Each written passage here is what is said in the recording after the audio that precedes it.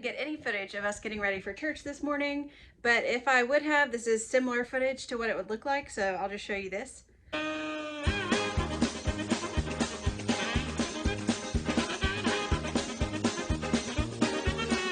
don't have it all figured out. We'll lay that out there. So I'm sure there's some things that you're thinking, oh, I wonder why he didn't mention that.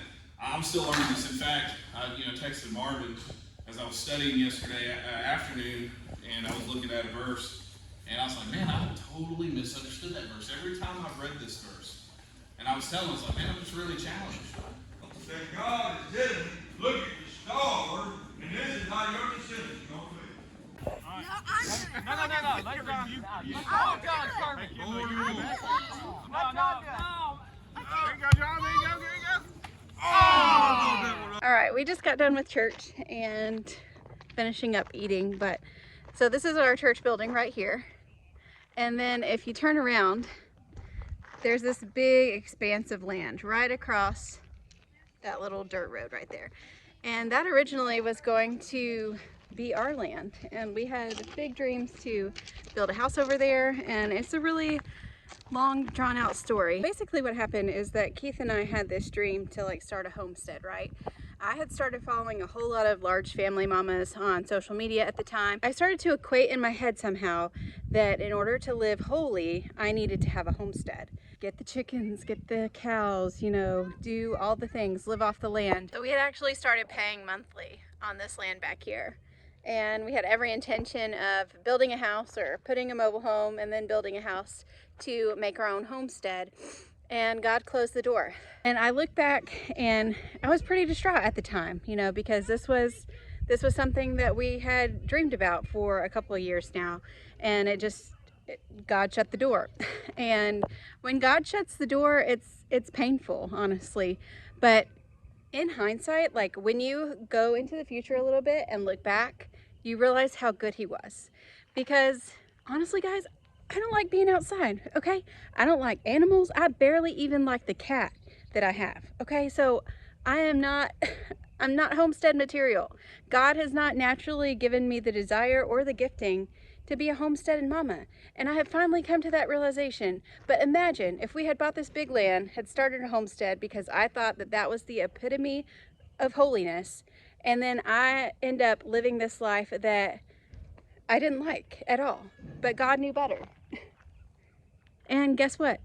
He always knows best. I don't know why we always question him, because his ways are so much better than our ways. So naturally, this is not our land. Somebody else has moved in, which is fine, good for them. I hope that God is blessing them tremendously with this land and whatever they decide to do with it. We are still in a trailer, which that trailer was supposed to just be a transition time for us to be able to get out here. And now it's our permanent place of residence. But you know what? It's God's plan. And so I trust him, and I know that he has an amazing future for us. Whether we stay in that trailer for another 4 to 10 years or 20 or 30 or 40, I highly doubt it would last that long, because that trailer is going to fall apart. So basically what I'm saying is that sometimes when God closes doors, he saves us from ourselves. We think that we want something, but ultimately he knows best, and ultimately he knows what we actually want. I think about when I was in college and I was dating this guy. He was my first ever real boyfriend when I was a junior in college, and he ended up breaking up with me. But I look back on that and I wanted to marry this guy. If y'all knew me in college, I went to a Baptist college, and my ultimate goal in college was not to get a degree. It was to get a husband. And so I had every intention of marrying this guy. I look back and this guy, if I had married this guy, my life would be horrible. First of all, he was a sports fanatic, and I can't stand sports. And there are other multiple red flags that I was just overlooking because I just wanted to get married so bad. And so that's another. God closing that door was just such a blessing for me, because I wouldn't have been married to Keith. I wouldn't have 6 children. My life would look completely different now. And I have no doubt that marriage, I just would have been so unhappy. Again, this video is just to encourage you to trust God when doors close, and be patient and wait for him to open others, and that will be much better than you ever anticipated or hoped for or wished for or dreamed for. So yeah. All right, that's my encouragement to y'all this Sunday. You see more?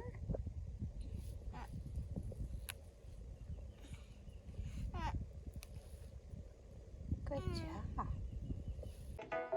Alright, Ezekiel and I are finishing off our night playing the world's greatest game. It's really the only video game that I like. What is it? Tell the people. Mario. Like old school Mario. Super Nintendo though, not NES. Super Nintendo. But this is my jam. Not any of the new Marios. No. I mean, Mario Party is okay. See, guys, I just have to do side scrollers. Is that what they're called? I don't know. Anything else gives me a headache. Just filling the peanut butter that Tabby's on there. Been a mom if you don't have smeared peanut butter on your child's TV? And then are you even a mom of lots of children if you have no idea how long that's been there?